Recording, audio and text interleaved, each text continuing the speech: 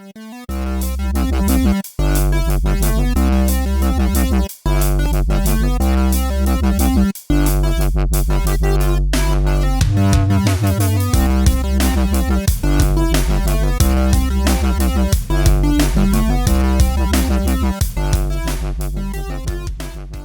everybody, welcome to another episode of the LitRPG Podcast. I'm Ramon Mejia. I'm bringing you the latest LitRPG news, reviews, and of course author interviews every single week for the show.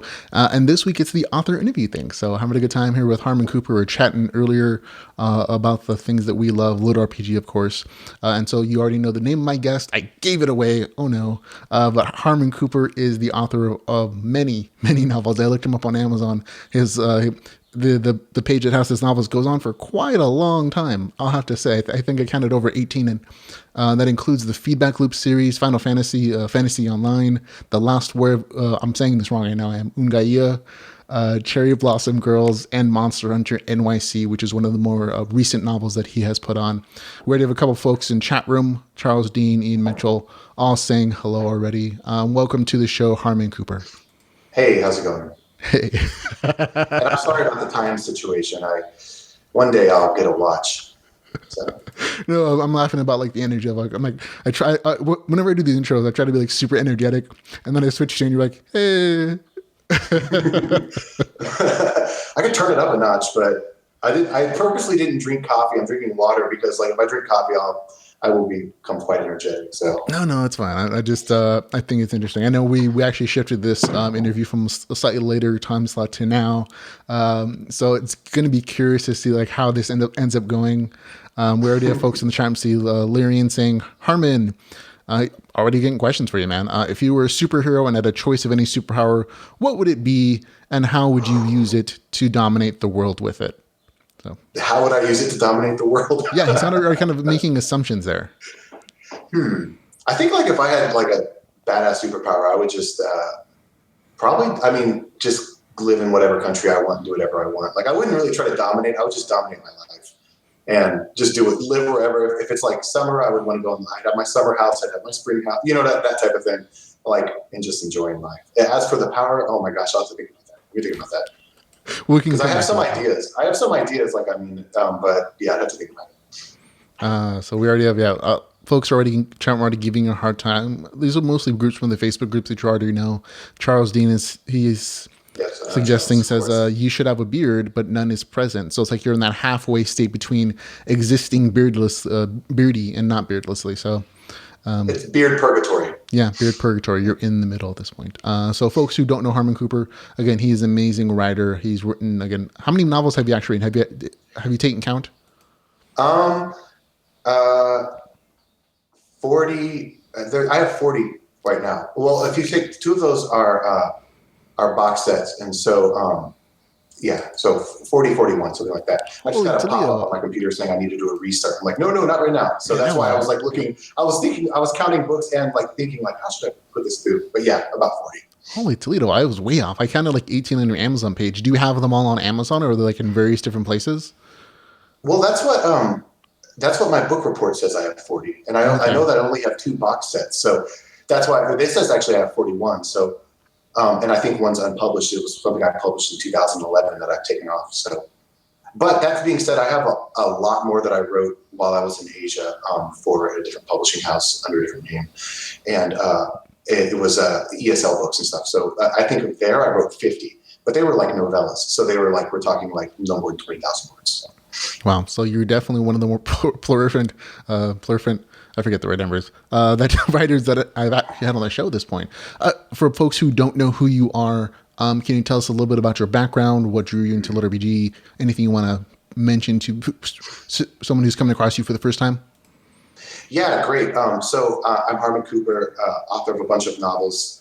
I'm originally from Austin, Texas. Interesting things about me. I'm left-handed. I guess that's interesting. I lived in Asia for 5 years, and I currently live in New England.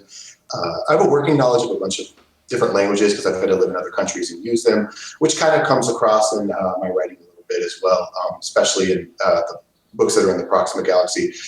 Other than that, I've been writing for over a decade, and I actually first self-published in 2011, but then pulled that book back and didn't start again until 2015. And I mean, I was pretty serious about it in 2011. I even went to South by Southwest and was handing out flyers for my book, all to sell maybe 3 copies. So it was a very big learning curve. I still have 1,000 of these flyers from this book that I published at the time. So I've been doing it for a long time. And then within the LitRPG community, I've been active since 2016. And yeah, that's what's been going on there. And then I actually wrote, though, my first LitRPG, which was more game lit now, but at the time it would have been a LitRPG in 2015. That would be the Feedback Loop. And that was before like I knew what was, possible with these books. And then reading other authors, I realized like how much more stats and like I had like a turn-based battle in one of those books that I wrote at the end of 2015.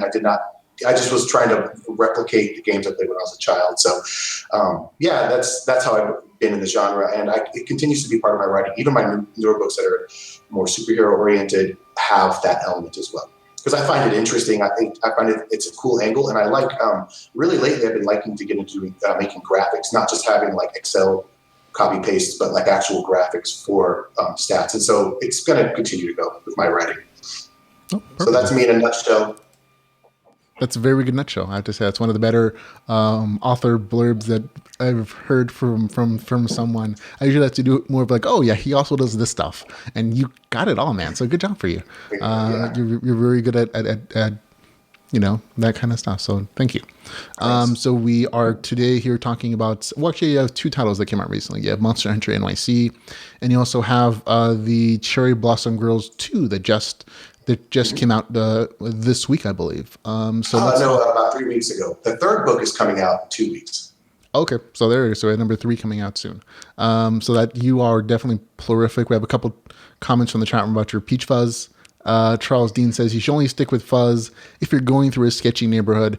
And Ian Mitchell says, or dating someone you don't like. So there. But Ian is also he's also excited that you're from Austin. Born and raised. I was born at Brackenridge, if that means anything. So someone in Austin will be like, yeah, I know Brackenridge Hospital. So born and raised. And that's actually an interesting story. That's how I first connected into the LitRPG community, because I was kind of lurking. I was on the LitRPG page, and I read Bagwell's book, and Bagwell's from Austin. And so I actually sent him an email, and then he's the one that like added me to the author groups, like suggested I be added and things like that. So Travis is the one who kind of like put me in touch with everyone. And part of it was based on, I was from Austin as well. I'm like, this guy's from Austin, I'm from Austin.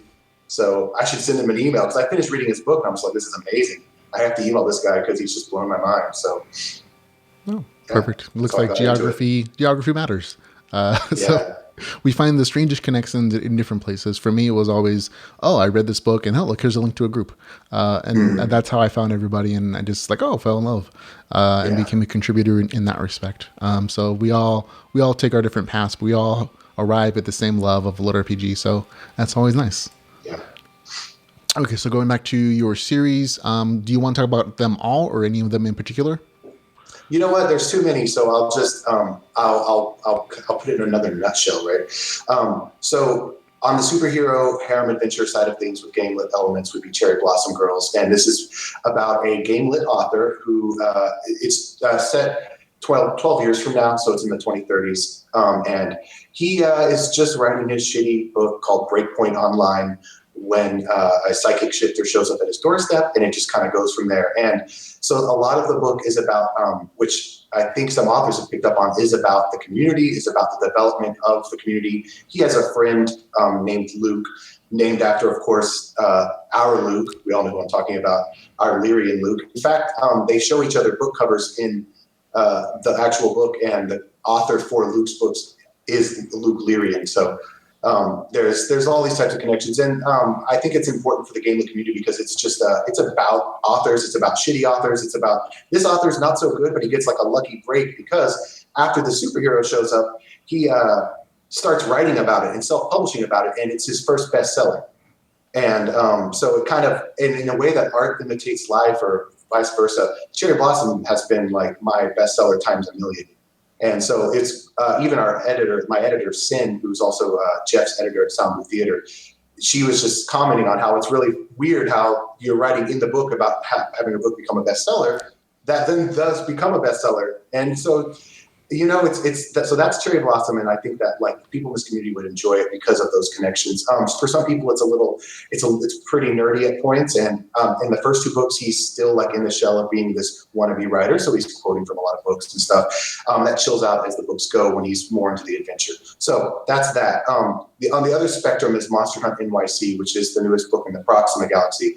The Proxima Galaxy contains several of my books. The Feedback Loop series, which is right now at 7 books. I'm a quarter through the 8th book, well, a third through the 8th book, and that's going to finish it. Fantasy Online, which I have another book left that I'm going to do in that. There's 3 books in that so far. And then Last Warrior of Unigaea. All those are connected, of course. So if you read Fantasy Online, you'll see connections with the Feedback Loop. And then that's all connected into Monster Hunt, which you probably saw. There's certain words that they use, there's certain characters and things like that. So I don't want to have something that's like Discworld, where it's you would have to really get into the lore, as much as I want something that every point can be an entry point. So if you're looking, depending on what you're looking for, that would be to jump into the Proxima Galaxy. You could go in with my new stuff. You could even go in with the Feedback Loop. I've had readers contact me and do both ways, whatever works for them. And the other thing is, all the books except Monster Hunt, which is a thing about the writing craft, are all in present tense. And so Monster Hunt is in past tense. And this is something that some readers don't like. So just a fair warning, like they're all in present tense, because I think it's an interesting tense to write in. But now I usually write past now. So in a nutshell, we have Monster Hunt, Proxima Galaxy, and then Cherry Blossom on this side. No, perfect. That was definitely, again, a great summary of all your stuff. A lot. So yeah, to summarize. Yeah, no, you did an amazing job, man. I'm legitimately impressed. As I'm listening to you talk, I'm like, yeah, that's all very true. Like he's prepared. He came to this show absolutely prepared with summaries for everything. I think you actually answered all those questions that I sent you, didn't you? You wrote down answers. Yeah, I did. I always do that. So. Yeah.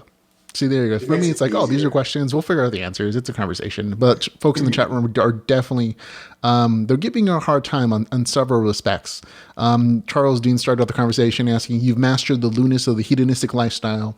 But I have to ask you, how do you plan to bring food, drinks, and lazy Sundays into your books? Well, there are some type of lazy Sundays. I mean, in Cherry Blossom, there's a lot of... hanging out and having sex. So that's kind of a lazy, well, it's not really a lazy activity. It's kind of like writing an action scene, actually. In terms of drinks, actually Feedback Loop, the MC always is drinking. So there you go, Charles, read the Feedback Loop. Jeff has been telling you, I've been telling you, he's always drinking or commenting about drinking. And so the other books know, because their MCs aren't really drinking type of people. So yeah. And then what was the other one? Drinks, lazy Sundays. What was the third one? I believe it was food. Oh, come on. All the books have a lot of, somebody, pancakes, beers, Yeah, somebody immediately responded like, no, he's that guy. He's the one with the goblin characters that always talking about chalupas and starfish. Yeah. And then Jeff jumped in the chat room. He's like, Sambu Theater Live says, a starfish chalupa sounds completely unappetizing. And conversations back and forth, and including Pinkie Pie from Ian Mitchell. That one also apparently is not particularly appetizing. Ian actually lives where I went to high school, so Ian's awesome. He's a good guy. He lives in Austin, but he actually lives in the northern part of Austin where I went to high school. Right, perfect. And Lyrian, which is Luke Chimolenko, I believe. Of course it is. Waving. I remember the name on the first version of Asana was Lyrian Rassler, I believe. So I always recognize that name. Eventually, when I see him, like, oh yeah, that's right, that's Luke. He's chopping in saying hello. Luke is awesome. We got some plans, I think, for July, so stay tuned. Perfect. Plans for a get together, or plans for something you're putting out together. It's plans for chicken wings. So chicken wings. Oh, that sounds actually delicious. I'm getting kind of hungry. I love mine with hot sauce and ranch. Oh man, I haven't had chicken wings since moving to New England, and it's been a crying shame. But I'm going to rectify that this summer. So. Yep, summer's a great time for great barbecue, great friends, and hanging out. Definitely looking forward to Dragon Con in the end of August, beginning of September. For that reason, just to hang out with everybody finally. Again, in Atlanta. I'm planning to I might end up coming for literally a Saturday night and just crashing everything and then leaving Sunday. That's what it's looking like I'm going to be able to do. But if that's what happens, that's what I'm going to do. So, yeah. Perfect. And Jeff actually came to your defense in chat. He says, present tense is the best. Y'all some haters. So Jeff is definitely a good sign. I'm not, personally, I also write in present tense. But there are definitely some people who give reviews like, this is the worst thing ever. God, why don't you write like 99% of the other authors in past tense? And I'm like,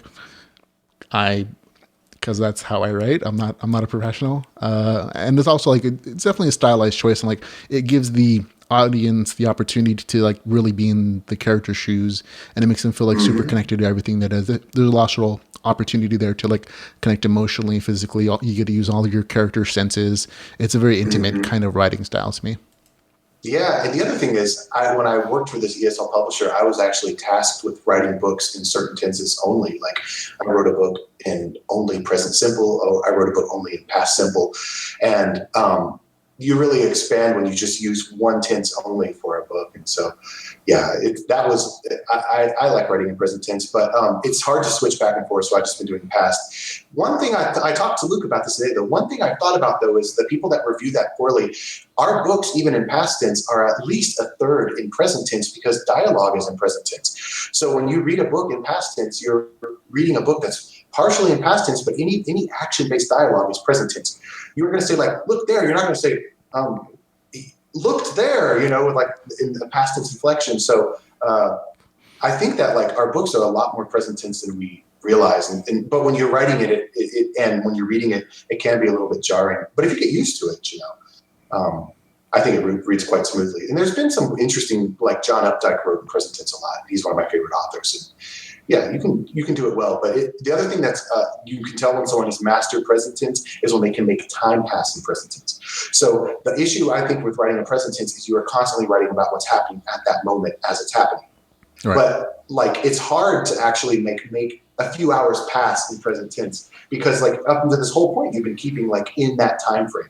So I think like when I've read present tense authors who did that really well, I was like that impresses me, because it's hard to actually make future happen in present tense. So, whereas in past tense, you can just be like, hey, a month later, John went to the store, You can't really do that in present tense. Like a month later, I went to the store. It makes no sense if I was like, and then I sat down with my girlfriend. Next paragraph. A month later, I went to the store. It wouldn't, it would be very weird. So, present tense woes. No problema with present tense. Yeah, that definitely that got more detailed than I expected it to be. But Ian Minch also agrees. He writes in present tense. Charles Dean is commenting that it hurts his brain when he reads my writing in present tense, but he likes me enough that he toughs it through. And I think for a lot of people, it's just like getting used to it. If you're used to like reading a certain tense of writing, that's just what your brain is used to. It just takes an adjustment period. You can ask my editors. I have new editors writing on this book. I've heard them comment other places like, it hurts my brain so much to read this. And then I got used to it. And, I got over it. And Harmon, it looks like I might have lost Harmon Cooper temporarily. Hopefully he'll be back shortly. Oh, and here we go. He's back. Are you serious, man? Hey, can you hear me? Yeah, I can hear you just fine. You're coming in from your phone. Man, I was answering your question on how many books I wrote, and I was reading information on my screen. I guess I clicked the button that said restart in 15 minutes or whatever. So I'm on my phone right now, but you can hear me okay, right? No, you're perfectly fine, man. This actually feels a little more casual because we're just you're on the couch, you're hanging out. It looks like you're just chilling. I feel like you should have a beer in your hand. Charles, give me a beer. Yeah, you hear them, Charles? Hey, man, get him a beer. There, now you know how your woman feels. But yeah, no, this is actually fine. So thanks for coming back, man. Well, it wasn't that short of a chat. It was actually not that big of a gap. We can cut it out or we can leave it in. Depends on which one's funnier. So there you go. So we're talking about some of your characters. Actually, I was going to ask you some questions about your characters. You have a huge range of different types of characters, some human, some non-human, some very aggressive, some are stoic. Do you have a favorite character? I think my favorite character would be the one that my real true fans like, but regular people don't like.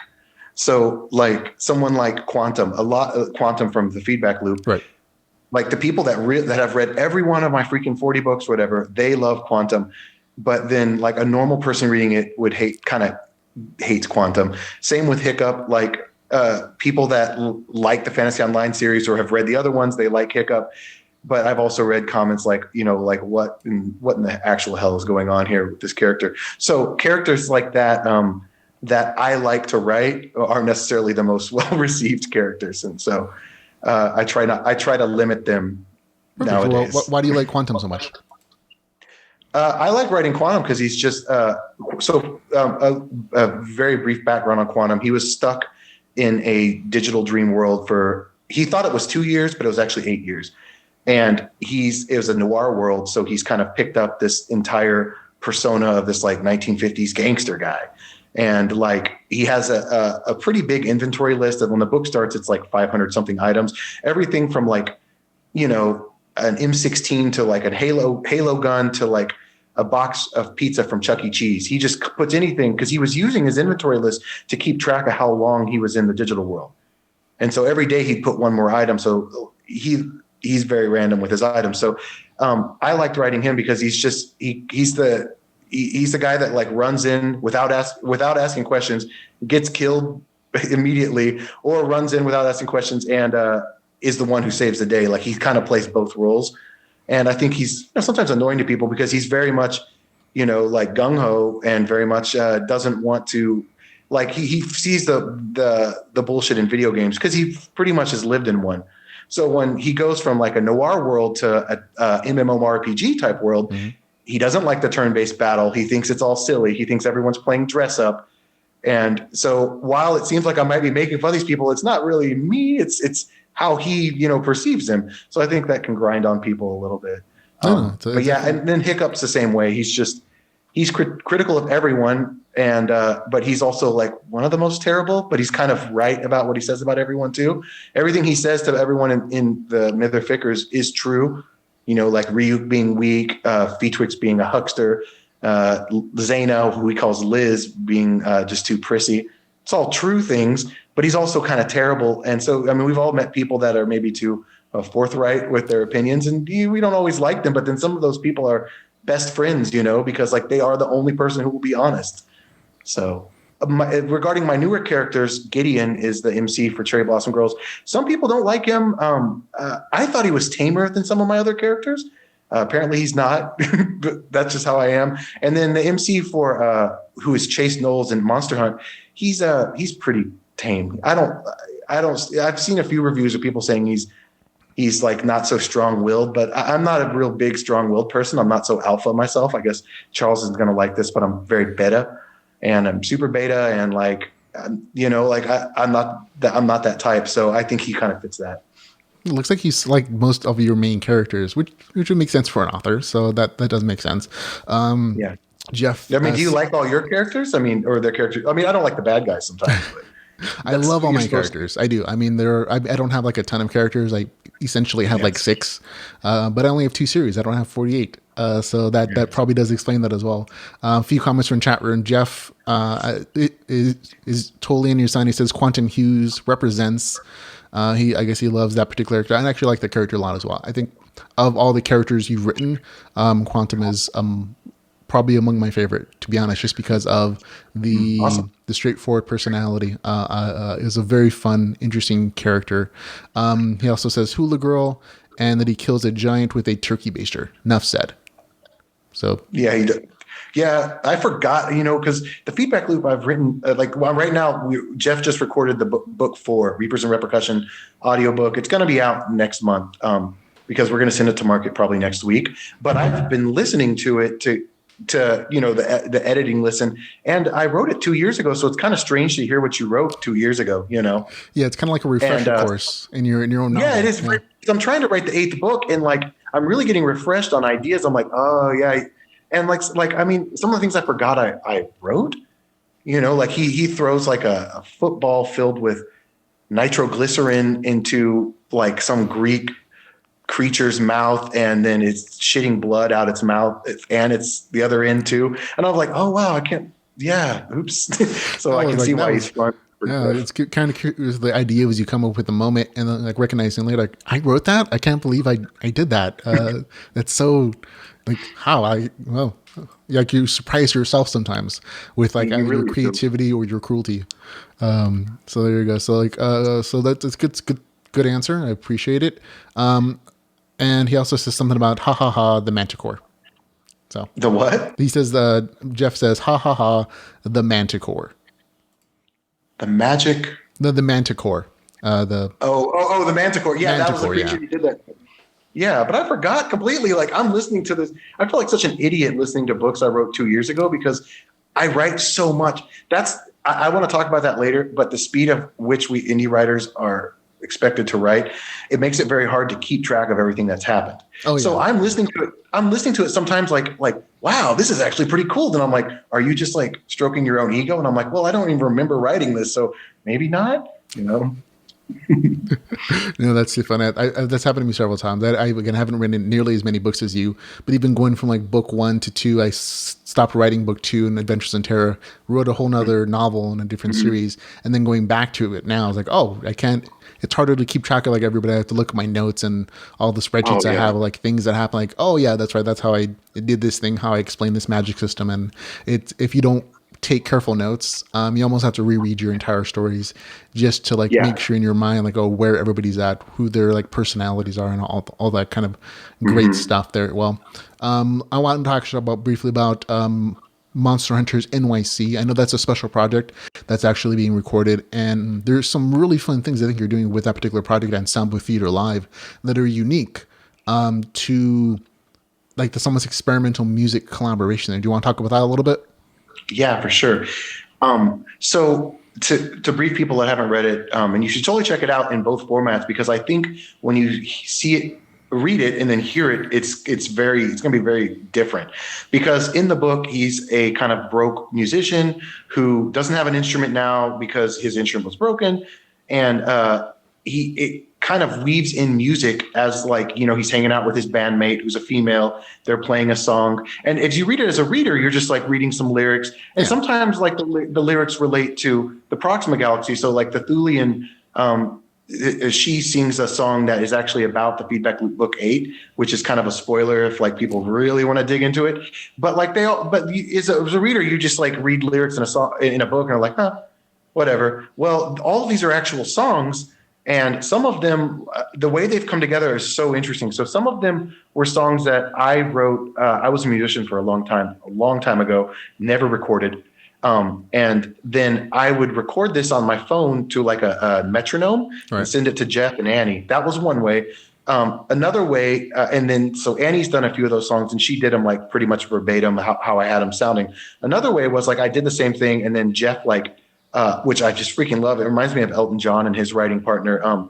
He would I'll send him lyrics how they think they should sound, and then he forms like this entire song out of it, which is really cool. That's another way. On some of in the actual audiobook, I'll be playing piano on a few things, I believe, because they have like a demo piano music in one of the scenes. Also, there's a couple other times when I didn't even write the music. I just wrote in the book the lyrics, and then Jeff wrote the music. Another time, I publicly on social media asked Jeff to write a song about a camel with the face of a donkey, and he jokingly wrote me like one line. And so I put that in the book, and now he's written an entire song based on it. And so it's really collaborative. It's really cool. And since they're in New York, 2090, there's a lot of traveling, like going to the subway, going this place. So there's going to be kind of like Persona 5-esque background music that's going on.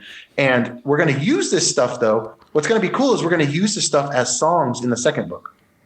So the first book is going to have, you're going to feel and hear some music that's used in as a legitimate music in the second book. Right. And so, that's awesome. And then on a related note, so another angle of this is for the second book, I'm actually going to, my father recently passed and he was a musician. I'm going to actually use one of the songs that he wrote for the book because it actually fits.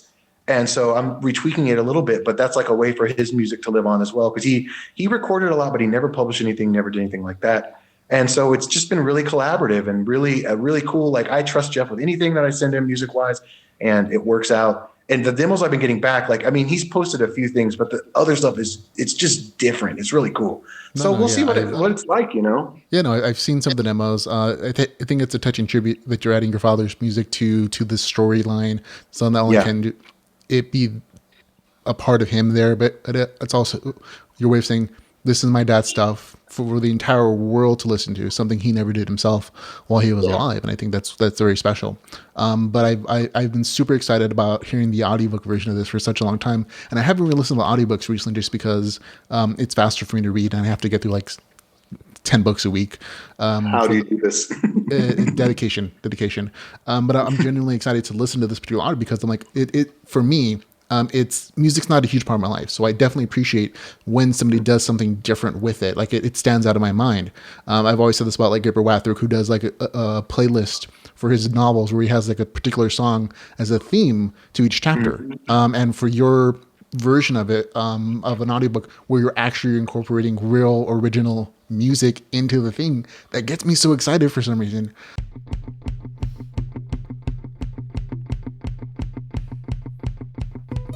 I'm with you, you are with me, even though I can't see you. I know you're there. I know you're there. I know you're there. I know you're there. Ooh, I know you're there. I know you're there. I can feel you, you can feel me, even though I can't see you. I know you're there. I know you're there. I know you're there. I know you're there. Ooh, I know you're there. I know you're there.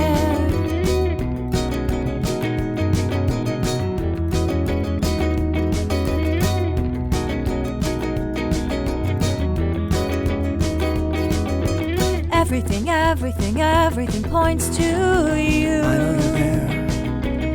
Everything points to you. I know you're there. Oh, I know you're there. I know you're there. I know you're there. I know you're there. Oh, I know you're there. There.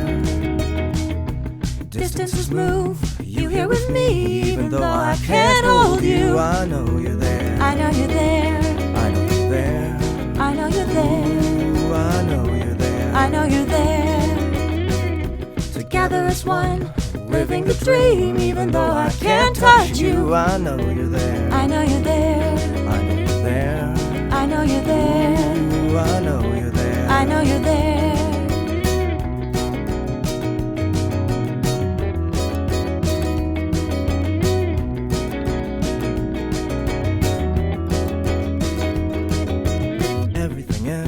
Everything points to you.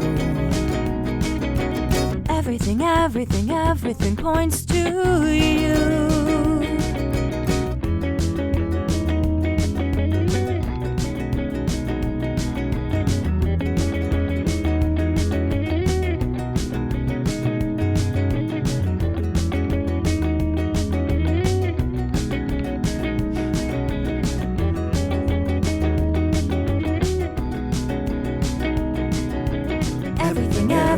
Everything points to you.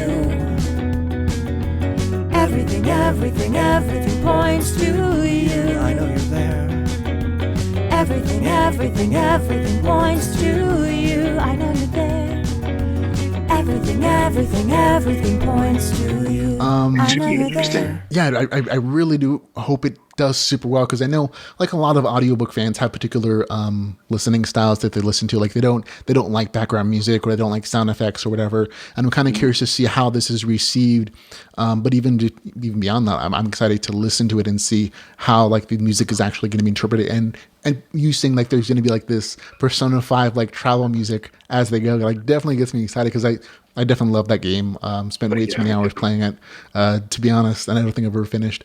But this experimental style is definitely like always fun because I'm always interested in seeing new things in our genre, and people like expanding the boundaries beyond just like regular fantasy, fantasy MMOs necessarily. And that's one of the things I really liked about Monster Hunter NYC, was like there's definitely like an intentional draw of grabbing from like monster capture games like Persona or Pokemon or Digimon, whatever you're pulling from.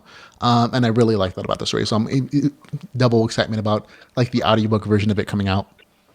It's gotta be so fun. And I put as the influence Scott Pilgrim versus the World for this book.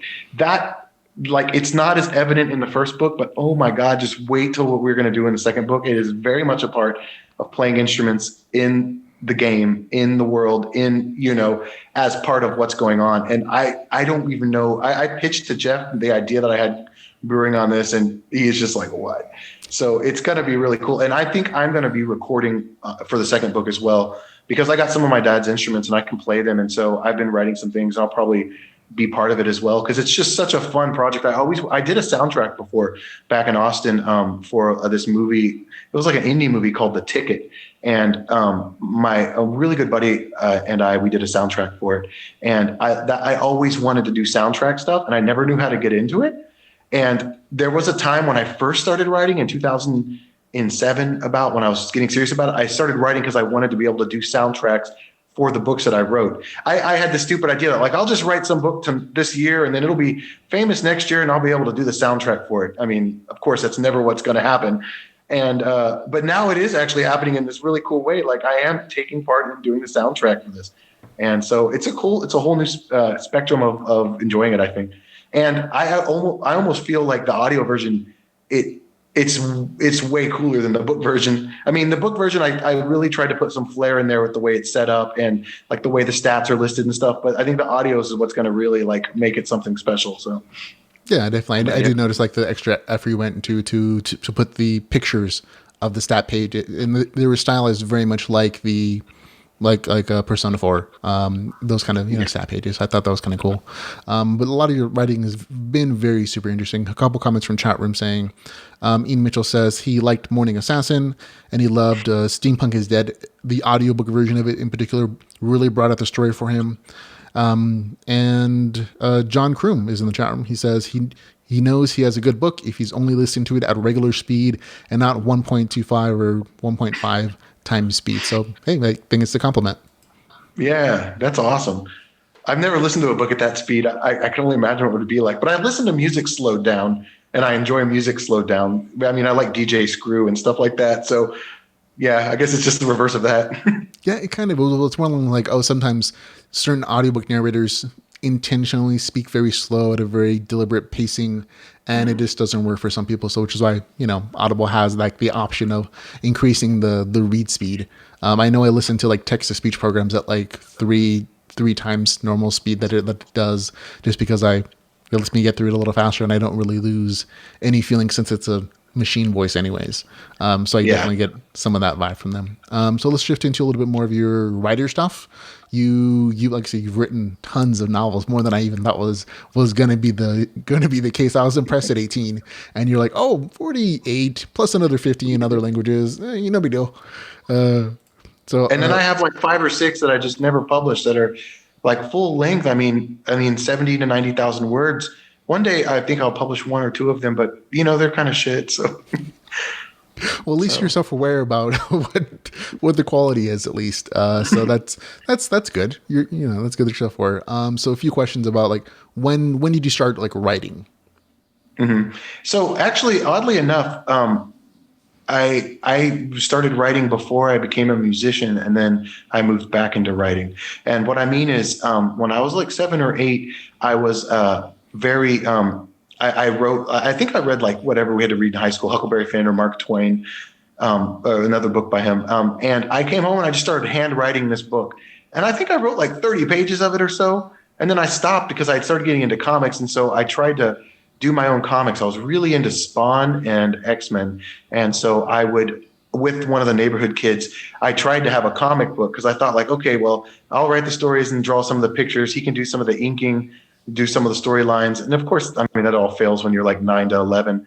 But that's, I would believe, when I first started writing. And then my dad got me into music. I didn't actually like music at first, but I kind of got into it. And then that kind of took over. And it has an aspect of writing to it, you know, writing lyrics. But then after that kind of dwindled out, because I played for a very long time, I started writing again just because what I didn't like about being a musician is you have to deal with other people. And I don't mean that in a mean way. I mean, like, look, I had a 3-piece band and our drummer was slightly crazy. And everyone has like their issues, and you have to deal with all these issues just to put some music together that like 10 people are going to listen to. You have to like work so hard to have some show. I mean, I think the most we ever got paid for a show was at Emo's in Austin. I think we got like $50 to split 3 ways, And so like, I just started like, I didn't like to depend on all these other people anymore. And so that's when I kind of honed back in on writing. And the stuff I write now, very interestingly, I have written versions of it in the past, and everything I'm especially writing this year is something that directly hasn't been influenced by stuff from my childhood. And so I think that it's kind of cool that it's come full circle. And I actually started publishing my own stuff again in 2015. I started in 2011, but in 2015 as almost a protest. Because I was working for this publisher and they weren't listening to me about the industry and what I wanted to do. They were like tearing apart my work. And finally, I was just like, you know what? I wrote this book called Life is a Beautiful Thing. I wrote it in 2011 for NaNoWriMo. I'm just going to publish that. I don't even know what it is. I didn't know what cyberpunk was when I wrote it in 2011 because I was into literary fiction, to be honest. I thought I was writing literary fiction. Then it turns out like a dude doing like futuristic inhalants and having sex with androids. No, there is an actual genre for that. And so that's what kind of started it all. And I wrote the first feedback loop just like 2 or 3 months after that. I was had just finished reading Ready Player One, and I was watching Sword Art Online like religiously. And I'm like, I'm going to write a book like that. It'll be so original. Little did I know Russians had been doing that and, whatever. But that's kind of how I got to where I am right now. Perfect. That is the journey, man. You captured it all. See, Soundwave Theater Live says music is one of the hardest things to do. Yeah, I always respect that about Jeff. That he does audiobooks, but I think his heart will always lie with like his music and that side of it as well. So I think he's like super duper excited that he can kind of combine the two for Monster Hunter NYC. He's not the only one. Yeah, I'm so stoked, and I'm so stoked this is being well received because I was like, it would really suck if this wasn't so well received, and like I'm so stoked about it, and then I have to like be excited but also be disappointed. But at least I can be excited and like, hey, it's being well received, so that's good. Like I said, the first time I think it was the you or Jeff mentioned that you were doing this project together this way. I just my ears perked up. I was like, really, that sounds really really cool. And then when the first time I heard Jeff like lay down that sample for everybody, I was just like, oh no, this is going to be kind of cool. Even though he was just by himself on his guitar, like just singing it out, I was like, that is a super catchy tune. So I'm like, oh, I'm not excited. I've already mentioned it several times. So writing stuff, you've written for, it sounds like you've been creative for a good portion of your life, and writing is just like the latest way that you've outpoured that creativity. You also mentioned that you're a full-time writer right now, right? I work and I write full time. Oh, really? Which is, I don't recommend. Only reason I won't do it forever, but right now it works out that way for me. And so I obviously would want to write full time, and I already pretend like I do. And that's what I do. Like I am up at like this morning. I was up at like 5:30 to write before I had to go do some work, and then I am pretty much full time. I'm just kind of waiting for the time to pull the plug. Like when you're and some of the authors I talked to were I remember talking to them, like Luke, for example, when he was at this point where it's like, okay, pretty soon I'm like, right, I'm there. Like pretty soon I'm pulling it. Just let me, give me like 6 more months, that type of thing. No, I understand exactly what you're saying. It's a huge, you feel like you're really leaping into a pool in which you're not sure the depth of it is. And so there's that little bit of anticipation, like, I'm probably going to be okay, but maybe I should wear this life vest first or get my life vest set up before I jump in full time, just because I don't want to like die unnecessarily. So it is definitely like that kind of concept there. And so I know a few of us are like that. Like Apollos is like that as well. I know, like, because we talk about it all the time. Like we're kind of like scheming on it too. Like, hey, what did you find out about healthcare? What did you find out about this? Yeah, no, it's definitely like things you have to think about as a practical adult, as opposed to just like being single, like, oh yeah, I can just do whatever I want. When you have like a family and stuff, it's like, oh yeah, healthcare, food on the table every single day, a home, all those things become issues you had to kind of think about. Question from chat room from Fenrin Wolflord: what is the feedback loop type of genre? Also, is it a 3-book series? I looked up an Audible and saw 3 books, but I just want to be sure. Okay. Feedback Loop, it's very genre bending. It's solidly game lit. It doesn't have stats because at the time that I started writing it, I didn't know that was possible. And if I almost, there's part of me that was like, I should go back and add them because it totally fits into that, but I would never do something like that. Like I want it to be preserved for how it is. It's 7 books long. Audible only has the box set and the 3 books individually right now because they haven't all been recorded. But Jeff just recorded the 4th one, which we project will be out in 3 weeks or so. And he's working on them, and I'm working on the 8th book. I said I'm about a 4th to a 3rd through it, but I kind of got broadsided by my new works becoming kind of very popular. So I've kind of had to like, all right, like go with that for a while because it'd be stupid not to. And I really want the last book to be good because it's 8 freaking books long. So I don't want it to feel rushed. I don't want it to like write it in a month type thing. I want to like kind of mellow and let it, simmer. Is book 8 planned to be like the final book in the Feedback series? Okay. Yeah. And it's called Apotheosis Bloom. And it's the final. I probably pronounced that wrong. But it's the final. And so I don't have art for it yet or anything. Like I said, I'm at like the 20-something thousand word mark. Feedback Loop books aren't very long. They're like 60 to 70,000 words. So I'm moving there. But I started in 2 other side projects. So I have to, balance my time, right? Man, no, you sound super, super busy. Like I know that I spend from the time I get up to the time I go to bed, like working on stuff or reading or writing or editing and all that good stuff. And you sound like twice as busy as me with an actual full-time job to do in addition to all like the novels you're writing. You've produced this year alone, let me see, probably like 7 or 8 novels if I'm counting in my mind correctly. What I've published, let me see, I think I published something in January. I must have. January, I published 1. February, I published 2. That's 3. March, I published Cherry Blossom Girls. That's 4. April, Cherry Blossom Girls 2. This month, I'm publishing a Monster Hunt, and then 7 Cherry Blossom 3 will be at the end of the month. I finished Monster Hunt 2, so that'll be in the summer, and I'm a 4th to a half of the way through Cherry Blossom 4. So yeah, 7 published. Yeah, it's a lot. Yeah, Don't write like this. Don't write like this, writers. It's not good for your health. Well, some people really do well at it. So yeah. Like, do you find the quick pacing writing works for you well, or would you like rather take like, I don't know, 6 months to write like just like this thing? You know what I mean? Oh man, who wouldn't want? I mean, I would love to be able to take like a year to work on something, but I wonder. Like, I think that there was maybe a point where it reaches its quality. The highest quality point it's going to reach. I don't know if that's true, but I feel like, okay, what if I took a year to write the next Cherry Blossom Girls book? Like, the whole point of that book is it's kind of fast paced and a little bit trashy and weird.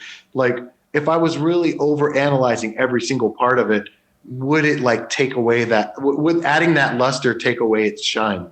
Like that type of situation. Right. So, I wonder about that. But I mean, I think that like for us indie authors, like, to consider like someone like, Brandon Sanderson or George R. R. Martin or Patrick Rothfuss, who could, publish a book every 3 years, or, and that would be awesome to be able to do that type of thing. But it's not our reality anymore. Right. A lot of like authors who are prolific writers, and Ian, show me the right word in chat, kind of take a shotgun approach to writing some things in our genre. Like, they're willing to experiment and try different things, but it's very much along like, okay, I'm gonna try this thing and this thing and this thing and this thing, and even if like 1 out of 4 like really lands and finds like a really good audience, that's still really good because you still have a nice following for that kind of stuff and genre, and kind of see like you doing that because you have so many different series that are thematically different. They have different kind of characters, that have kind of game mechanics, and I think that's to me it's a very smart approach. If you can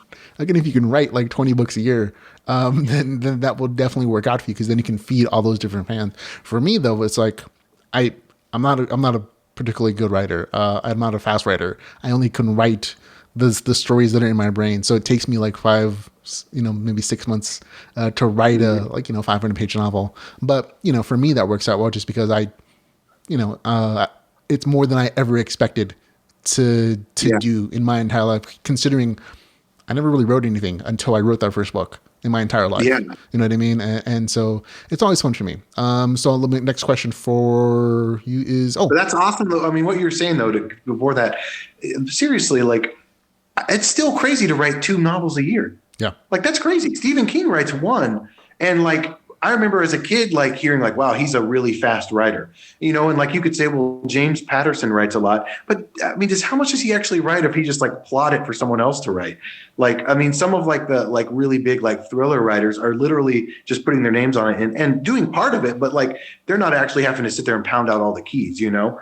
And so to even do 2 in a year, I think it's actually crazy. My family doesn't understand what I do, and I try not to even explain it to them really much now. But if I try to tell them I wrote 7 books so far this year, they would just be like, you know, short circuit out a little bit, like, well, okay, you keep writing your little ebooks, and it's like, no, it's a real industry, it's a real thing, you know. Look, this Bill got paid because of this. It really, they send me real money. Yeah.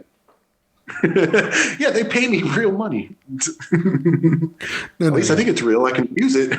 Yeah, no, it's hard when you try to explain to somebody, I sit at a desk and make up stories for a living or to pay my bills, and that's what I do. They're like, oh, yeah, good for you. You self-publish on Amazon. Yeah, I'm like, okay. Or explaining audiobooks to someone. I told a relative recently, for when I was in Texas for all this funeral stuff, that like, yeah, I think I have like 13 to 15. I lose track. And they're like, oh, well, you know, your cousin she narrated something once. And I'm like, that's really cool that she did that. But it's an actual industry, you know, it's a real thing. Like many people will be impressed by this. That you're not it makes my heart sad. As I always think to my relatives when they come back with stuff. Like it's only recently, like when I sent my dad like an actual physical copy of the novel, and he's like, oh yeah, here's an actual thing that I wrote that you can physically touch. Then he got excited and he started telling the relatives, and they all like, oh, now we have an author in the family, even though like probably none of them have ever read anything I've ever written. They're like, oh, look, here's a real book. It's not just like text on a page that he sent to some company. I'm like, yeah, okay, so thanks for that. And you know, the audiobook side is also fun, but it is very like oh, it's not real to them. It's not tangible because it's just things that done completely over the internet, as far as like they're concerned. So I'm like, I absolutely get that kind of feeling, man. Yeah, a very similar situation. So I told my dad that my dad actually was one of my first readers, and he didn't read any. He read he didn't read the feedback loop or anything, right? And so I sent him Jeff's audio of that, and I get a call from my dad, like a freaked out call. I had the voice message. I think I was still in Asia, maybe, and it was just like, son, have you sent this to anyone in Hollywood yet? Because I mean, I don't know what this is something else. And I mean, how many people are on this audiobook? There's women, there's robot sounding people, and I'm like, that's all just one person. One guy. I remember telling Jeff at the time, like, you freaked him out. He was freaked out. He's like, look, I'll represent you. And I'm like, Dad, you're not going to represent me please, Dad, you can't know how to. He didn't know how to send an email. I'm like, you're not gonna represent me. But he was like, man, I just listened to this and I'm listening to it and I'm sitting there and I'm just like, this is the realest thing I've ever heard. And I'm like, oh, that's the audiobook, you know? Yeah, no, it's a different experience. Like there's, I mean, a lot of my family members are older, like they're in the like 50s and 60s now at this point, and so there's definitely sometimes a technological gap, and they're also like Hispanic and like from a slightly older generation, so like their technology levels aren't that awesome. So I definitely get like that sudden, it's like, oh, this is a thing, like people do this for a living, or this people like read your stories and they'll pay you for it, or you pay someone to do it. I'm like, yeah, it's a whole thing. People buy them in like thousands every month from me, and like, hey, here you go. They'll pay out some cash, like, yeah. But it's fun to see that excitement, because you can also recognize, if you're an audiobook lover, if you're like an ebook lover, like you recognize that initial experience of like, oh, something goes off in them, and there's that connection to it, whether it's because it's, you know, read out loud or something. It's like, and that's always it's a very genuine memory that I'm happy. Thank you for sharing. Mm. Okay. So you said there were some comments. We were going to comments. We were talking about some comments, all kinds of fuss. Folks in here talking about Ian Mitchell's asking what kind of job that you do in real life. John Kroon was like, indie, publish or perish. So if you want to talk about your job, it's okay. Yeah, a little bit. I work You know what? Actually, since Ian kind of beta reads sometimes for me and always reads early drafts, I'll reveal that answer in my this next series I'm planning to release in July. It's called Inanimate Objects. It's called Inanimate Objects, and it'll be there. Okay, So well, you can there you look- go. And you will have to wait till you, That's what it's called. till you beta Wait, read. go from on. him. Yeah. So you have to wait till you beta read until you can get that actual answers. But he has promised you the answer, my friend. So there you go. A few questions from me as well. Are you a pantser or are you an outliner? Great. I'm a sandwicher. Oh, So I like sandwiches. I think it's important to have a beginning and have an end, and bring your beginning to your end. So I'm also the type of person that I only outline what I'm going to do the night before I do it. So I usually do it by hand. It's hard to stay disciplined every night because I usually watch something with my wife, and then she goes to bed because she hates anime, and then I'll watch anime, like some harem anime or something, and then I'll like sit there and I'll plan out what I write the next day. But I always have a beginning and an end, and so I just connect those 2 points.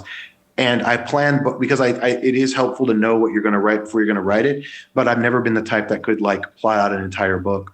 I could know the beginning, and I could know how I want it to end, and then that helps me get there.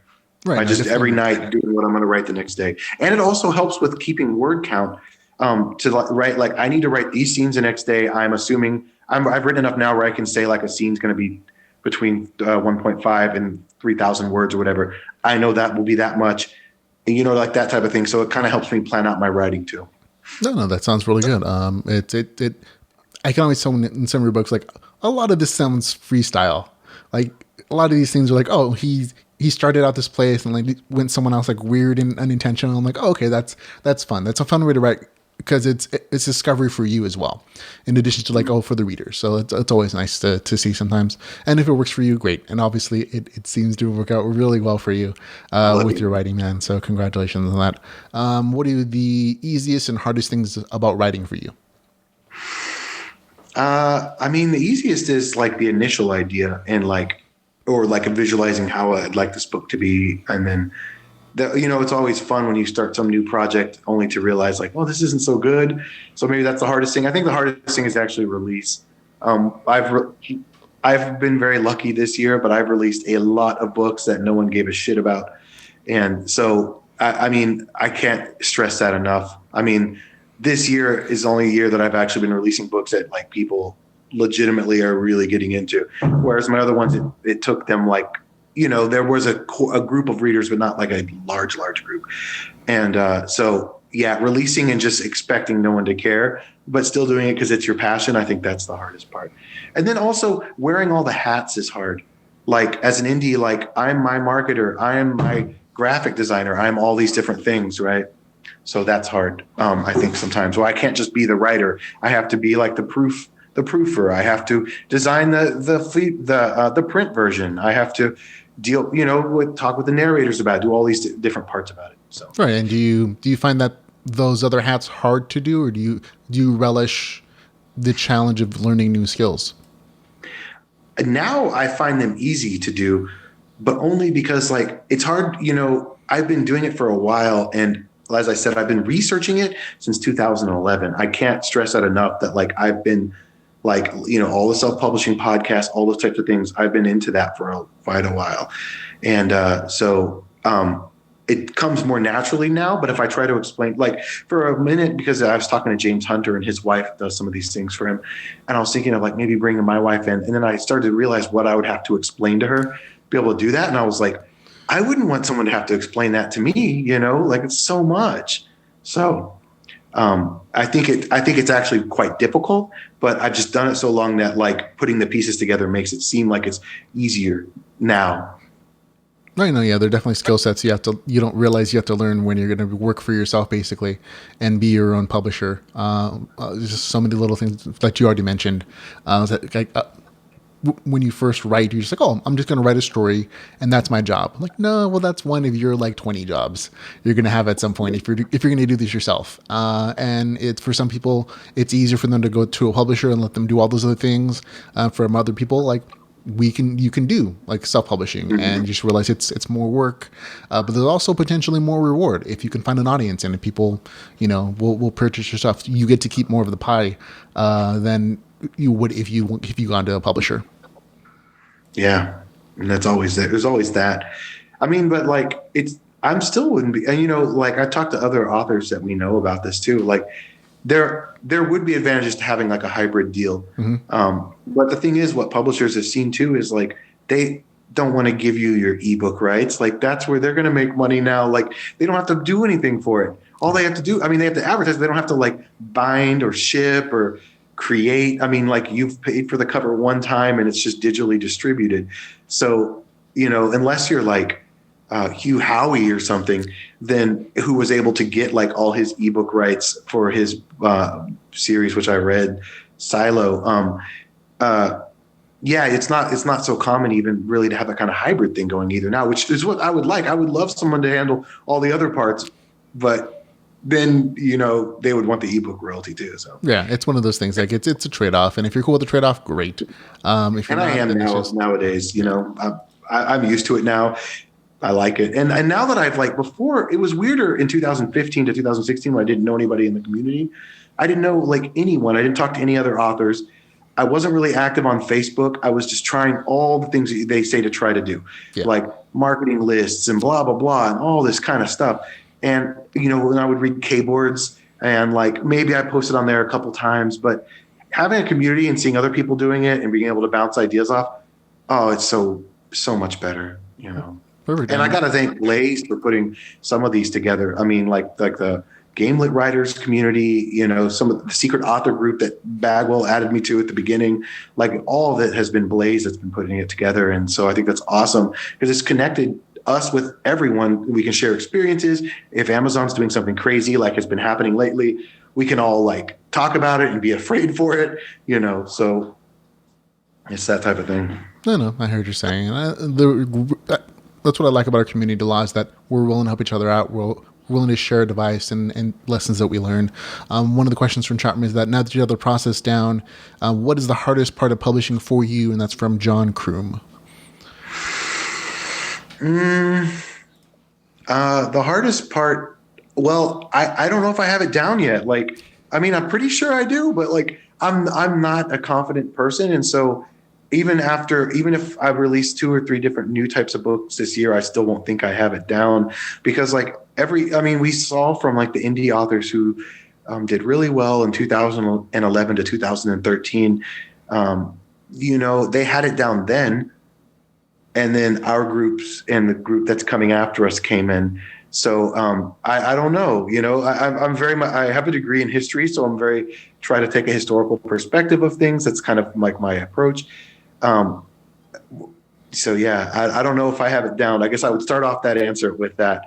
And what I don't like, the whole process of like waiting to get the cover. Is it going to be right? Is this going to be, that's always kind of, ugh.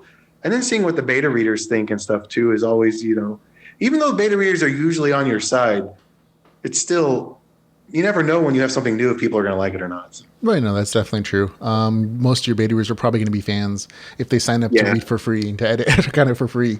But if you're lucky, you will have people who are going to tell you this doesn't work, this works, fix this particular part, and they're honest and they're critical in ways that are very helpful. And not just like vaguely like, oh, this is nice at the end. Like I found like those type of beta readers or those kind of readers are the best for me, at least because they help me be a better writer, them to see like the flaws or the things that I don't see because I'm seeing from my perspective and not necessarily from where they're looking at it. That's always helpful for me as well. But since you have done so much research, like you said, you started looking at the self-publishing from, you said 2011, I believe. From now until then, you must have like read and listened to and tried a bunch of things. Is there any advice that you would give to somebody who is just starting out and considering to be a self-publisher from the lessons that you've learned?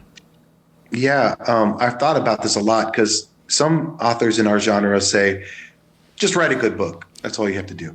And the thing is, like, the guys that write that, they do just write good books, but they also have good covers.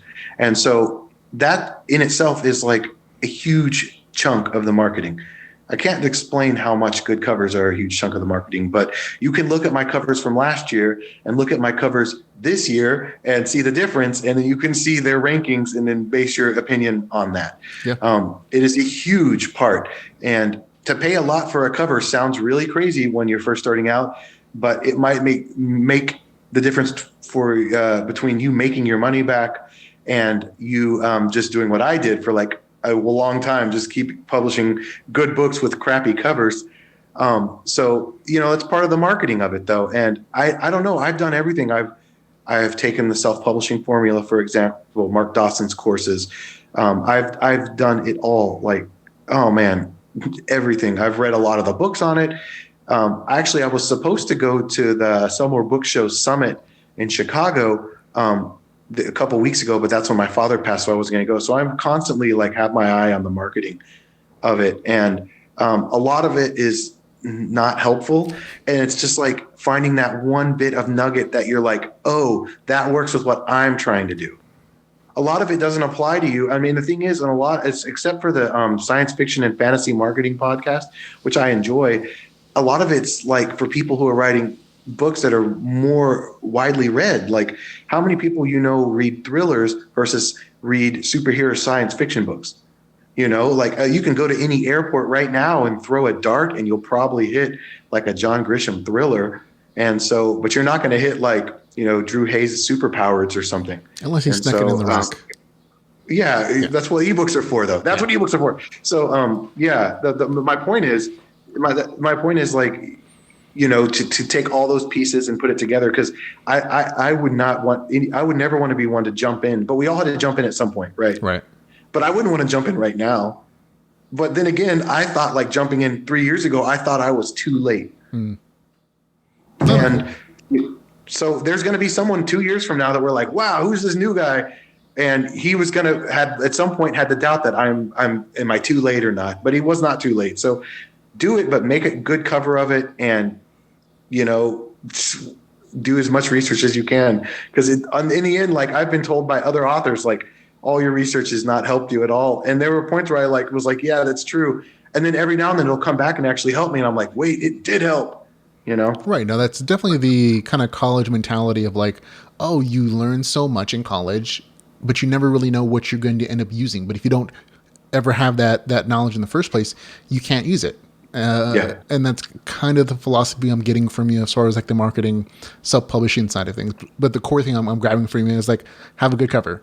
That's definitely the key that you've learned, at least getting people's attention. Because I absolutely agree as far as like the marketing side. Like when people see those covers on Amazon, like the good covers will draw people, and they'll be like, oh, okay, I'll take that next step of clicking on this picture and clicking on this link, and then you can draw them with the blurb or whatever sample you're going to grab. But if you can't grab their attention enough from like that split second scroll through on Amazon, like you're going to lose a lot of people. And so a good cover, even if it is like on the expensive side, and not all covers have to be super expensive to be nice necessarily.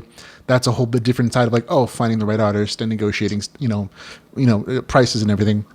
But yeah, you should definitely invest in a good cover. On the other side of that, like if you already have a standing base of an audience, you maybe don't need necessarily like an awesome cover every single time, because you already have a group of people that you're feeding to. But if you're just starting out, like having that good cover is definitely going to grab a lot of people's attention. And as much marketing as I do, like as far as like promoting people in the genre, I've seen like really great stories just struggle on Amazon, and I think they're amazing. I be like something like, oh, these are amazing stories of LitRPG, but they have crap covers, and I'm like, oh, that's going to hurt their sales so much, and it usually does.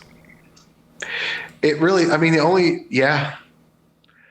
people always want to say, well, they'll see the review count, but it doesn't work like that. Because have you ever seen, and I've seen this like a million times, because I not troll. Yeah, I kind of, not troll's not the right word. Stalk. I stalk Amazon author pages and everything. I'm always looking at all this stuff. And I've seen books that are like terribly reviewed. Maybe they have like a 3-star average, but they have a good cover and they're selling better than the book that has a 5-star average and triple the reviews, that were both released at the same time. And like, you have to like always remember that people are vain, and that they're going to see that. And You know, that's even if they're like super enlightened, there's going to be something that brings them to that, because most of us have eyes for a reason, right? We have eyeballs there, for a reason. And so we're definitely visual experiences draw us in more than what do you think? All those marketing campaigns you see for television and music and movies all have like really good effects, and even like the billboards are designed to pull your eyes to it, even like a fraction of a second, so that it's imprinted on your mind and they know that you're trying to pay attention to it. I mean, you should have that same kind of mentality like as far as like designing your cover art, and if you're in charge of your own system, your own business, like talk to your artists about what they can do and like what kind of ideas you can bounce by, and maybe take some like basic marketing classes about like as far as like artwork and design and what looks good and what's going to draw someone in. Because if your cover art is like super retro, but you're talking about like sci-fi fantasy, like maybe they don't match as well, and you're not telling the audience like what your story is about, or like giving them something worth like clicking on a picture or a link on. And to bounce on that, like when you deal with your artist, give them as much as you can. Like my artist for Cherry Blossom Girls, who I just love my artist, I gave them like 10 pages of what I was looking for. Right. Like 10 pages. And they're also the same artist for Monster Hunt. No, keep their names secret. But 10 pages. Stealing them. Yeah, I know. I get it. Yeah, 10 pages of like, this is what I like. These are other examples. This is what I want. This is what I want this person. My wife is also an artist. I had my wife do a sketch, like just like a basic like figure sketch. Right. But you can do stuff like that, I mean, because we see, especially if you really like stalk Amazon author pages and you see all these covers, you kind of have an idea in your mind of what they're supposed to look like, and so give as many examples. Don't just say like, I want a guy with a sword. Right. No, okay. Yeah. Like what? I don't want it. That doesn't help them come up with an idea, because they're designing their cover for you in particular. So if you want a particular style, you have to tell them. You have to like be communicative about like the things you want. Like for me, it was, I'm not a great artist. I'm not a great drawer, I should say, but I have an idea of each one of my covers, like what I want them to show. And so when I was talking to my cover artist, I put together like I cut and pasted like pictures from the internet, like a guy with like a little like invisible screen and like text in the background, like maybe whatever monster is, and a fairy next to him. And my artist was like, oh, okay, I can do that. And within a couple days, she gave me like a rough drawing, and from there we can be like, oh, and I want to look a little older or a little younger, and I want this to, you have to have text on that transition screen, because this is a LitRPG and that's going to be a big part of the story. So I want them to see that that's going to be a big thing in this story, and not that it's just like this fantasy story necessarily, but it's like it's you communicating. So you kind of have to have at least an idea in your mind, like, oh, what I want this cover to look like and to convey to the person who's going to be looking at it for like a fraction of a second. Yeah, and then after you do that, then you got to work on the blurb. But just that's do the that second first. step. Yeah, do that first, because like I remember, and the sad part is how like hard-headed like I can be, some of us can be about it. I've been hearing that same advice since like 2013. You think I would have taken it? You think I would have like been like, why do all the authors keep saying that one thing? And then no, I'm just like, no, I want my cover to be like this. Like for the first Feedback Loop book, and the first time I had covers, they were like, I wanted them to be like this pop art thing, and like this kind of like 1960s style pop art. Like what? Right. It doesn't match at all what's going on in the book, but I thought it looked cool. And it does. Doesn't matter what I think. Super cool, but it doesn't draw the audience into like what you're writing, and that's kind of that's the thing. Like, it's one of those like artistic things, I think, for a lot of like authors. It's like, oh, I have this vision of like my cover being like super indie and artistic and like conveying parts of my soul into like the cover, and like I want metaphors in there. And like that is amazing for like extra art that you can give your readers on your webpage or whatever. Nothing says you can't do that, but for sales wise, your cover should convey certain things to them, and it's very genre dependent as well. Like the LitRPG covers are going to be different than space opera covers. Like they have different, very different styles that are going to appeal to your particular reader. So do the research. The same way you did research for your novel. Hopefully, you're going to do research for your cover, because it's a whole thing. And if you're not the kind of person who's visual, who can kind of see those things, get advice. Talk to other people. Go talk to the actual cover artist who's going to be making the thing and bounce ideas, because they're the person who can help you out, like visually. They have years of dedicated work to art, and so they can kind of maybe give you more hints and clues about like what should or could work for you. Yeah. And I mean, you literally just look at your genre. Like, please just look at your genre. Like, if you're writing a space exploration, you got to show me a ship on there with like it's thrusters in my face, like blasting like blue and yellow fire. Like, if you don't show me that, then I'm not going to be interested, And if you're writing fantasy, like having swords and dragons, and there are certain things, and I hate that part of it because I don't like to conform, right? And Cherry Blossom Girls is a very good example of this, because like I didn't want to do this style as much. Like, I was like, look, I remember talking to Luke about it and like having my doubts, and like, oh man, it's like hypersexualized, and it's not really. And I've like, my friends who read my stuff are like, what are you doing here?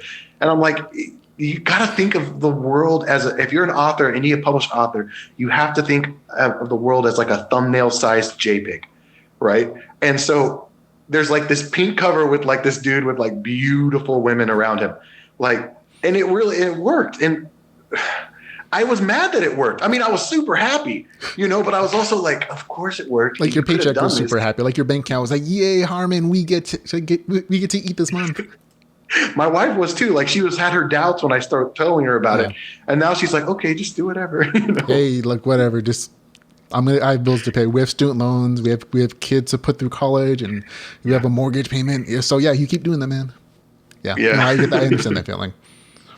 I mean, I can't. I don't write fast enough to do it, but I'm like, I absolutely get that concept. When I was deciding to go full-time writing, I had to convince my wife, like, yeah, this is a thing we can do. Here's the numbers, here's the math, the bank account, here are sales figures and trends. Like, we have like, there's a plan there. We have a nest egg. And so I absolutely get that particular aspect of like the financial side and the business side of writing in general. And sometimes just, this is a silly word to use, but to pander to a particular audience base who seems to like this aspect of a writing style, but at the same time still being fun for you, still being genuine for you. Like, you're not trying to necessarily sell out, I should say, but you're expressing things differently so that that, okay, this is satisfying the audience that you're hoping to read it. And as an experiment, I'm excited that it worked out for you, because we all have to eat, and so I absolutely get that.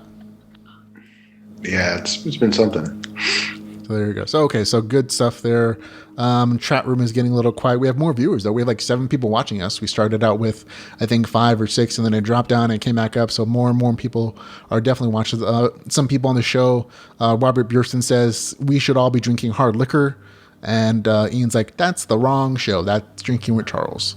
So I think we've both been on there at some point, right? On the Drinking with Charles thing. Yeah, I had a hangover the next day. Did you really? Oh, okay. I don't remember how much you drank, to be honest. I'm a very light drinker, so I don't really drink very much. So, but I was trying. Yeah, and if I remember correctly, you don't have a video camera then, did you? I had this. Okay, so you had what the phone we're using thing. right now. Okay. My phone my computer is still updating. Like, I don't know what update it's installed. It's at this whole time it's been updating, so I'm just glad I had like some charge on my phone. But I had this. Yeah, I understand. Like, and your phone might cut out at any time. If it happens to we'll just end the podcast. It's not a big deal. We've kind of gone through most of our questions at this point as well. Let's see. John Kroon says in chat says, me, why is there a random cat girl on this cover? The author, cat girl equals 10,000 more sales. And I'm like, okay, yeah, that's kind of what it is. Our genre in particular is very male dominated. And so there are going to be certain images and concepts that are going to get them to open that book and the novel pages. So it is what it is. Like, we're all adults. We all have different tastes, and that's okay. As long as, everybody's doing things they want to do. So that works fine for me and for everybody else, I think. One more question regarding to marketing. Do you have like a plan for like when you publish a book? Sometimes authors will have like beta readers. who have like arc versions of their stories? Do you do anything to like get early reviews, or you get like the ball running as far as like reviews on your novels? Yes. I have loosely cultivated a first day, but usually it's a first couple day review team. And I always send the same group all the books, whatever I publish, and not all of them always review, but enough to do that gets it going. And I've been cultivating that for 3 years now. And so, these readers are busy. They're real people with real jobs and real lives. And so, I just have a kind of, and I keep adding more. I just kind of have a wide net, and I use that and just say, like, this is when you have to do it. This is where it is. And then I also have my own, the Proxima Galaxy Facebook group. And I can't remember. There's close to 300 people in there. So that helps some too. If you're just starting out, it's not. I remember hearing authors say this kind of stuff like 4 or 5 years ago and just dreaming about being able to do that. But it is possible to, like, as you build readership, you'll get like people who comment or send you emails and comment on your books and stuff like that. And those people become like really good people for that because they like your writing. They're there for you. They usually don't, they usually support what you're trying to do. They see the bigger picture, and so they're good for that. But not everyone's. There are some authors we know who, like, their first day, there'll be like 50 reviews. That's not so common. There's a few people that can do it, but, you're probably not going to do that. But, to have like 10 or 15 reviews in the first 2 days, that's still really good. Yeah, you can still rank really high doing that. So. Yeah, and Ian's advice from chat is cultivate people.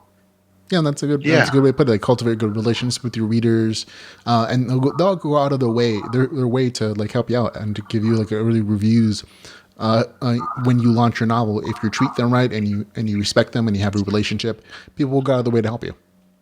Yeah, my readers are so fun, and some of them are. They know, some of them know more about my books than I do, which scares me because I'm the one that like created all that, and like I'll have a few that like I'm pretty sure I could quiz them. I'm pretty sure I could just ask them a random question about the feedback loop galaxy that I don't know the answer to that they may know the answer to. Yeah, they're definitely those passionate fans who know more about your novels than you remember. Like, I wrote that like 2 years ago. How do you remember that? Yeah. Yeah, and so I have really cool groups of readers, and they're really diverse too, which is really cool. Like, one of my like first beta reader, she's been reading for like 3 years, and she still does. And she's a woman from Scotland named Kay, and she's read every one of my books, and she just reads them and then comments on any mistakes or anything. That's what she does, and like she's amazing. And like you just meet, because of this new medium, we just meet people like that. Right. Do you ever chat? I would never do you ever chat with your fans, like on video chats or like Facebook streams? I chat with a good many on Facebook, just Messenger. Some of them are like Bobby Bird. I can never say something. Bjurstrom. Yeah, there it is. Like, and like, I chat with Ian. I chat with a guy named Arthur. I chat with Scott Reed, Gary. I know them all. Gary Todd. I chat with a bunch of them. And they also point out if there's issues in my book, which is awesome. KL Phelps recently, one of my readers, sent me something that I was like, oh, because there's still mistakes. Like, it's just so hard to find all the mistakes. And like, I appreciate that. Like, I've had people that they're really apprehensive to contact an author about that. And I love it. Like, if someone's like contacts me, like, here's the issues, I'm like, thank you. But I guess some authors have like blasted people for doing this or something. I think it's more along like how they choose to contact you and what they say. If it's like, oh, here's some critical analysis, or here's like some mistakes I found, if you want to correct them, or like, these are my feelings on these characters, as opposed to like, this is the worst novel ever, you should go kill yourself, for the crimes against literary communities across the nation. Those are less helpful. Well, my favorite, I was telling this to Jeff the other day, my seriously favorite review on Cherry Blossom was a 1-star that was like a terrible book by a terrible writer about a terrible writer. Because like the whole premise of the book is he's a terrible writer. Like, if you like read the book like with with your tongue in your cheek, he is not a good writer, but he thinks he's pretty good. Oh, and there you go. His phone died. Oh no, there you go. He came back. Thought I lost you. I love that review because some of what I noticed too, which you might have noticed too, ranking higher, man, it brings out some crazy reviews. Like when I used to rank, like the highest I would have ranked would maybe be like 1100 or something. Like it's still like fans and people that like your book, occasional bad review. Man, when you're ranking up past 500, like there'll be some people who should not be reading your book who will blast you, and then they'll go on to read like the second book and blast that one too. You're like, why are you still reading this? Yeah, I was like, well, at least you bought my book, so thank you for the opinion. Thanks for your dollars. Like if thanks. I'm like, if you buy my book, you can say whatever you want about it. You paid for it, so that is absolutely right. One thing that cracks me up is for Fantasy Online 3. There was the only 1-star review is like, this book is in first person present tense. It's like, that's the third book. Like you would have known that by then. Like. How did you get a verified review? Yeah. Unless they like jumped in the third book, which I'm like, that's an interesting choice as well. If you chose to like pick up the third book in a series instead of book 1. So I'm like, okay. I personally, I stopped reading reviews like after book 1 because they made me cry. Yeah. I'm like, oh no, this is not healthy for me. This is, I need to focus on writing, so. But like, I usually am the same way. I was kind of broadsided by Cherry Blossom, so I was kind of watching it because I'd never seen reviews come in so quickly. So I was kind of like, it kind of piqued my interest. Usually I just put it up and like my fans will say like, here's a link to the review, and I still won't read it because it makes me nervous to read them. Because people get critical, and it's like, oh, are they going to like it? Are they going to hate it? And it kind of feels like they're saying like they're liking you or hating you. Yeah. I get that. Yeah, for sure. There you go. Okay, so perfect. I think we're good on time. We've been talking about for like an hour and a half now. I'm just about out of questions myself, so unless anybody in the chat room has anything they want to ask real quick, we're probably going to end this particular show and this podcast unless there's anything you want to talk about, Harmon. No, I just got Cherry Blossom 3 is coming out. Monster Hunt audiobook will be coming out soon. I project June. Monster Hunt 2 will come out in July. I'm going to release another superhero harem in July called Inanimate Objects, which I am incredibly stoked about because it's really weird and really cool. And I'm still working on the Feedback Loop 8. Please don't email me about that. I'm sorry. Just taking a little bit more time. And then Cherry Blossom 4 will come out in, I believe, July as well. So that's what's going on. I'm just going at it. Well, man, it looks like you're knocking out those big titles that have the success. So that's really good for you. That's going to fund the other projects that you may have like more of a like literary passion for. So that's all. It takes all kinds to satisfy people. So everything's good. And I think it's pretty. Ian Mitchell says the St. Jude's is up to $1,000. So if you're not aware that was the. Recently, we did a live author stream for St. Jude's charity, and it's nice to see that they're getting up to $1,000 in the money that they've collected. So that's really nice. So awesome. And Ian also says thanks for the card. You sent Ian a card, I guess. He says thank you. Yeah, I sent some of my I tried to. I was trying to mess with like wax seals, but I'm not so good at that. I burnt the hell out of myself. I can imagine. It's not as easy as they make it look in the movies. I'll tell you. Man, I had a cool stamp to it as a skull on it, but no. I probably won't do that. Didn't work out. Okay, so perfect. So thanks a lot, and I think that's it. We'll have, of course, links to all your books, to your blog, to your Facebook page, to your Twitter, to your Goodreads page, and all links to your novels that we talked about today in the show notes for this particular podcast on our website. So thanks a lot, man, for hanging out. If you want to say goodbye to everybody, we will end this particular podcast. Thank you so much for having me, Ramon, and thanks everybody. And I'll see you around, and I'm sure I'll be seeing. I'm going to try to come to Dragon Con. So if I do, let's hang for a minute because I'll be hanging. I'll probably be like tagging along wherever Luke goes.